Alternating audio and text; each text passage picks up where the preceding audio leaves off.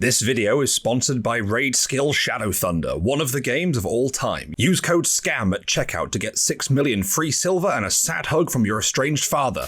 Do you think feudalism gets a bad reputation? And I am your king. Well, I didn't vote for you. Do you like having the biggest model on the tabletop? Do you love crushing infantry, tanks, and peasants underfoot? Well, if you haven't read the title of this video yet, let me introduce you to one of the best Lords of War for your 30k army, and I'm gonna prove it. My name is Mechanid. Let's get started. I dig giant robots, and so should you. But first, some history. Knights are a bit of an odd case, having their roots all the way back in the epic scale of 1990, their modern look coming from 2014 when they were reintroduced to the game. In the game, knights are lords of feudal worlds of the Imperium, dynasties of pilots standing in defense of isolated colonies. Once nothing more than farming and construction equipment from the dark age of technology, these suits were turned to the defense of their colonies, slowly molding their pilots into the nobles we see today. The nobles themselves who pilot these gothic mecha run the gambit from noble, bright, chivalrous warriors holding back the darkness at the edge of known space, all the way to the grim, dark tyrants who crush peasants underfoot on their morning patrols. Knights give loads of room for player customization and expression, and have loads of in-universe examples to get you started. Now onto stats and special rules. Movement 10, weapon skill and ballistic skill 4, strength 8, initiative 4, and 3 attacks gives you a very respectable stat line. Front armor 13 gives you a solid forward defense, but rear and side armor of 12 and only 7 hull points means you're surprisingly fragile on the sides. Also, 7 hull points sounds like a lot, but can easily be chewed through if you're not careful. Being a vehicle knight also comes with some important notes. You move like a dreadnought, not a vehicle. You don't have to pivot. Also, you can walk over infantry and cavalry just fine. Never worry about terrain or being slowed down by it. However, you can't walk over impassable terrain or end your movement inside of impassable terrain. Your arm guns can shoot in any forward or side arc, though not behind you, and carapace weapons can shoot 360 degrees, though not within a 12-inch bubble near you. Imagine the weapon not being able to depress enough to even get a shot off at close targets. You also, for the most part, ignore the vehicle damage chart. Everything but an explode result instead deals D3 hull points in addition. Also, your armor value cannot be modified or lowered by attacks or abilities, meaning your knight can just shrug off the effects of lesser models. Also, you always explode when a knight dies, so bear that in mind when a knight starts to get low on hull points. Now, the pros and cons. For the pros, knights are points intensive. Now this can be a bit of both, but as a pro, it soaks up a lot of your points and modelling time. So if you prefer a more elite force, a knight, or any Lord of War for that matter, is a good way to fill up your points without needing hordes of minis. Titanic means you ignore crew shaken, crew stunned, and weapon destroyed results on the vehicle damage chart. This means that your knight will keep fighting at maximum efficiency right up until death. No chance of being immobilized or having a weapon blown off. Knights move and act similar to dreadnoughts, able to walk over terrain, infantry, and bikes, while not having to pivot means they are much more mobile than other vehicles in a small, confined area. And with a movement of 10, it means that crossing the battlefield is a very real possibility. Arm weapons can fire in a 180-degree semicircle forwards, and while they cannot shoot backwards, this gives you a lot of flexibility as compared to vehicles with sponson or hull-mounted weapons. You cannot be locked in combat. This is fantastic, as if the targets you're fighting aren't worth your time, you can just leave. The ability to charge and stop opens up a whole additional phase of damage dealing, normally off limits to vehicles outside of ramming attacks. Lots of high-strength attacks to instant death marine profile bodies. Finally, never underestimate the big model tunnel vision that players can get. While your knight is going to get shot at a lot, it will help soak up a lot of fire that would otherwise chew through the rest of your army. On the other side, we have some cons. Expensive. Both in points and money, it's a lot to spend on a single model. So if you prefer to go wide, a knight, or any Lord of War for that matter, is not really the model for you. Also, a knight doesn't fulfill any compulsory army detachment choices, and will only be available in larger point games. Lack of night vision and searchlights. Not an issue for Mechanicum knights because they get night vision and all the nice toys, but this means that in night fighting missions, your ranged output can be very lackluster. Not as durable as you would hope. A 10-man last cannon squads are your kryptonite, and while the invulnerable save is great, it doesn't cover the rear, or in melee, any close combat Death Star like a command squad or worse, a Primarch, will rip your legs off. Physically big means you may struggle to navigate around terrain and find cover from enemy models. You cannot make sweeping advances or consolidation moves, meaning that any unit that breaks from you in melee and runs away, as they should, will get away. You cannot react to units that are not titanic or have 7 or fewer wounds. This will limit your options for counterplay, and smart opponents will be able to take advantage of this to really hammer your knight. You are going to get shot. A lot. Be careful when positioning to not get blown off the board turn 1. While you have access to lots of versatile guns and melee weapons, you are restricted to your loadout as you're limited to which guns you can double up on. Knights can also get very repetitive to play, so be sure to magnetize or customize your robot to help give it more life if you intend to run it a lot. If the knight does go down, so too does a big points investment. Think about if your list can function without the knight in play. Wargear. First up, the ranged arm weapons.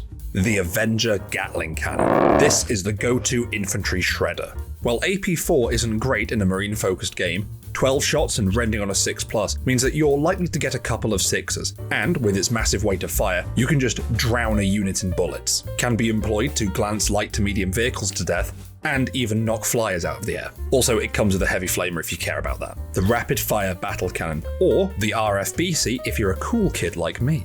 A highly underrated weapon.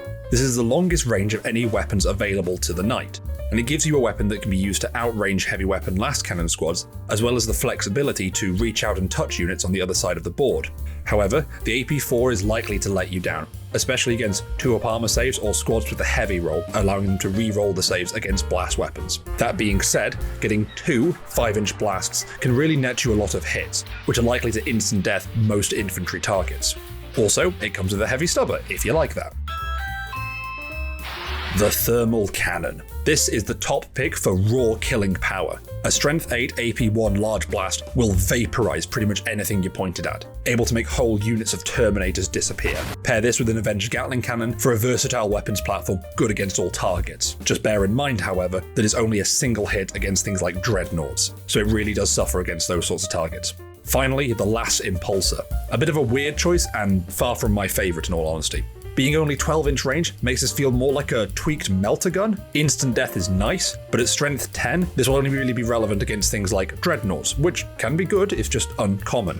It can also be used as a melee weapon. But for all its upsides, good strength and good AP, the combo of unwieldy and cumbersome means this weapon will always hit last and with a single attack and at weapon skill 1. So unless you're fighting a building or something that has been afflicted with the blind special rule or maybe even concussed, it's highly unlikely that you will even connect. I would pass on this weapon.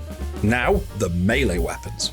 First, the Thunderstrike Gauntlet. With strength 12, AP 1 and Sunder, this is your go-to armor buster. Glancing armor 14 on 2s with a reroll. However, the lack of brutal means that this weapon really struggles against anything with an invulnerable save. Also, this will only take a single wound off a Contemptor, or it will ID Castroferum Dreads. The Reaper Chainsword. Strength 10, AP 2 and Shred, this weapon will mulch through infantry and likely glance or even penetrate vehicles. However, the lack of brutal makes this sword really weak against good invulnerable saves. Also, Shred is nice, but is unlikely to be relevant when you're rocking strength 10. This suffers from the same downside as the Thunderstrike Gauntlet, as while both are good against vehicles and small units of infantry, they will both really struggle to chew through both hard targets like Dreadnoughts and large units of Terminators, both of which are really common in 30k. Finally, the all-important Feet. Knights, like Titans, can make stomp attacks in addition to any melee attacks they would normally make. However, you cannot stomp other Titanic units or models with 8 or more wounds. When you make stomp attacks, you get your regular number of attacks plus D3 on top of that. You stomp at strength user, so in this case 8, and at AP 1. While you strike at initiative 1, with a good roll, you can mash through swarms of infantry. I would argue that stomp attacks, while slow at the same speed of thunder hammers and melter bombs, will serve you just as good, if not better, than other close combat weapons, while not taking up an arm weapon slot. For example, against vehicles, you're coming in with between 4 to 7 thunder hammer hits, which I don't think is really a bad thing at all. The Hull Mount. Unlike your arm weapons, these are the weapons that are mounted right next to your knight's face. First up, the Stubber.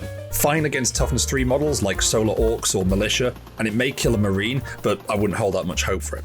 One upside this weapon and the multi-laser has is giving you flexibility on charges. Since a unit can only declare charges against targets that it has shot, if any, and a super heavy like a knight can split fire, you don't have to waste your powerful arm weapon targets on things that you want to then charge. For example, you could splash the tank with a melter cannon and then tag the tactical squad with the stubber that you want to charge later on. A multi-laser. A strict upgrade to the stubber, I would always take this over the stubber unless you have it modeled differently. Then the melter gun. This is an auto take for any up close and personal knight. Getting to fire off an extra strength 8 AP one shot is always good if you're in the business of character or tank hunting.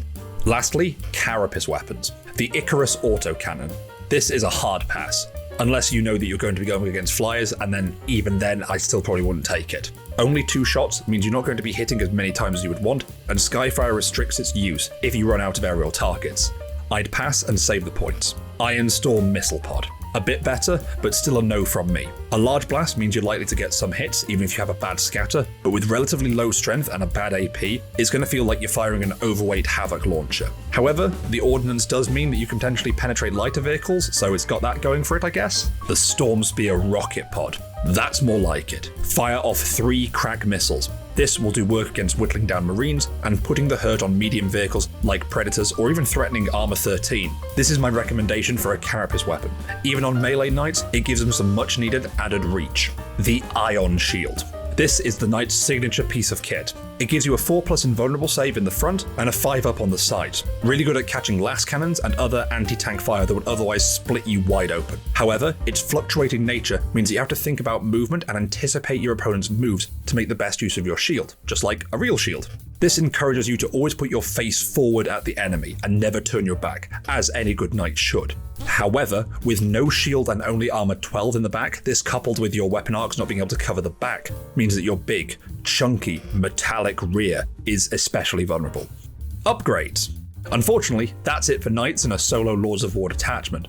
But knights in a specific Questoris household detachment can take some extra upgrades. While we're not going to go over all of them here, as I want to save them for the dedicated Knight Army list video, I will touch on my picks for the best out there. Household ranks. These can be taken in both Loyalist and in Traitor allegiances. Preceptor. Great for buffing armigers and giving you +1 ballistic skill for relatively cheap. Great for a backfield artillery knight with some armigers to babysit. Implacable. +1 hull point, and the implacable rule means that each attack can't deal more than 1 hull point, and it gives you loads of extra durability against things like shock pulse or explode results. Dark Blessings. These are traitor only and can't be taken with household ranks. A link to the PDF, The Battle for Fellweather Keep, is in the description. Encroaching Ruin. Grants +1 ballistic skill and the Commanding Presence rule, letting you boost armigers with another +2 inches of movement, letting them keep up with the big boys and grab objectives faster. Rapturous Sensations. Enemy units within 8 inches of this knight can't make reactions unless they pass a leadership test first. Really good for a distraction knight build. Now onto tactics, loadouts, and uses. Pivoting. The fact that your shield does not cover your thick, luscious, knightly posterior means that you must always be sure to put your best face forwards towards the enemy. This is by far the biggest and most important tactic to keeping your knight alive. Weapon loadouts. This is a tricky one, as you can't just slap whatever guns you want on the knight and call it a day, unfortunately. Starting out, the knight comes stock with a Reaper Chainsword and a rapid-fire battle cannon. The Chainsword can only be replaced by a Thunderstrike Gauntlet or an Avenger Gatling cannon, and the battle cannon can be replaced by another Reaper Chainsword for some weird reason, or a Thermal Cannon, or a Lass Impulsor, or another Avenger Gatling cannon. This means that you could only double up on the Avenger Gatling cannon, or the Chainsword weirdly, and no other guns. This is a bit annoying, in all honesty, as I would have loved a double battle cannon knight. Loadouts. These are my go-to loadouts. For a melee build, I'll take a Reaper Chainsword and a Thunder Fist and a Melter Gun, and then a Carapace weapon if I've got the points. Pretty bog standard. This is close to your Knight Glance from 40k. Fire support. A rapid-fire battle cannon and a Gatling cannon for a mid to long range, or thermal cannon and Gatling cannon for an all-rounder's killing machine. I would also take this second option for the most competitively viable knight. Finally, an infantry shredder. 2 Avenger Gatling cannons and a Carapace weapon if you've got the points. Specific knight uses.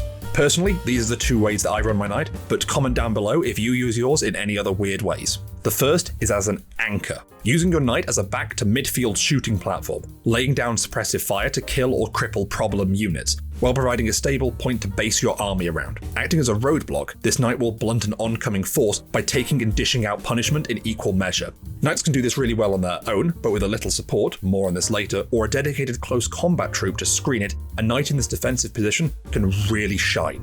Secondly, a distraction unit. If Weeball was a 9-meter tall mecha. Run around, make a load of noise, draw all the fire while the rest of your army does the actual important stuff. This strategy goes all the way back to the good old days of the distraction Carnifex, and plays on the tunnel vision that players will likely get when facing down such a massive and scary model. However, this strat is unlikely to work against any veteran player, or anyone that likes to keep their head. Knights, the legions, and you.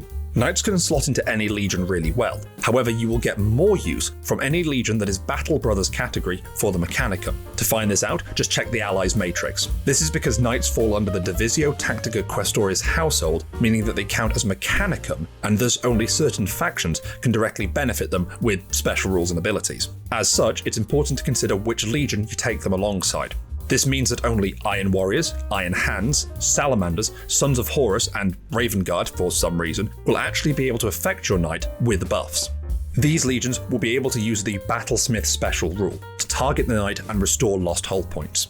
However, do note that no legion is lower than the Fellow Warriors category, so don't be discouraged if your legion isn't particularly chummy with the Cogboys. With that in mind, a Tech Marine or Master of the Forge near your knight can help it keep it in the fight longer.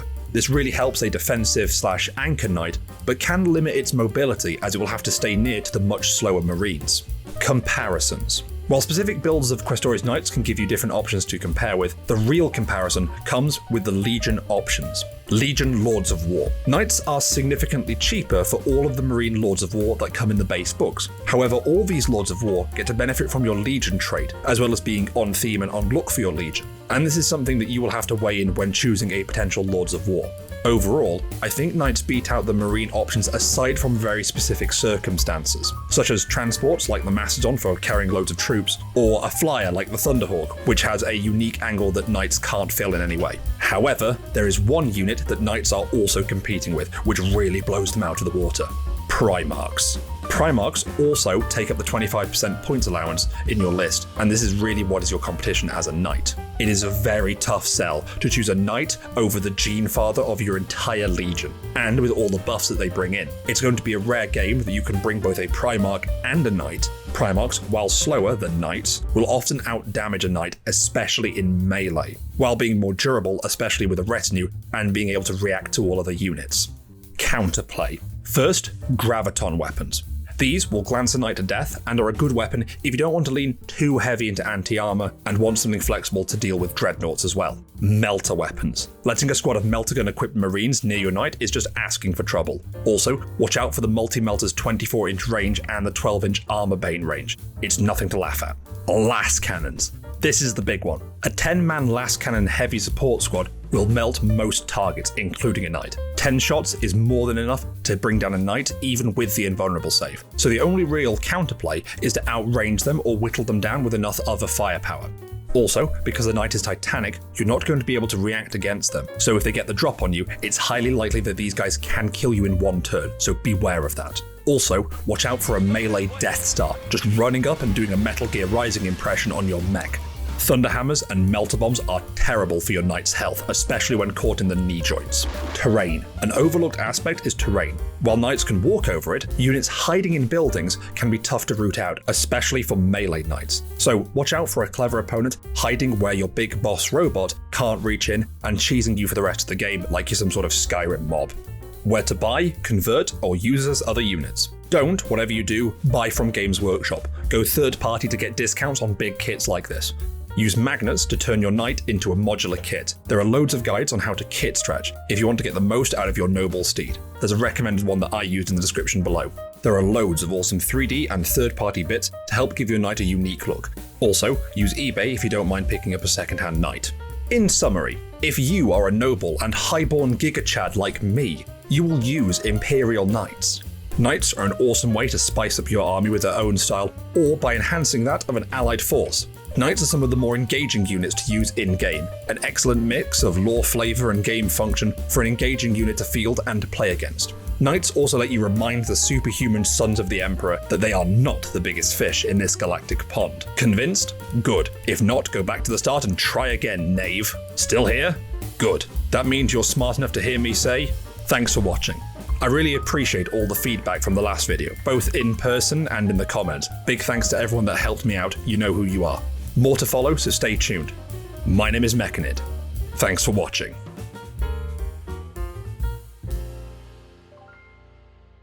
I fucking love my commute! Fine against toughness. Yeah, toughness?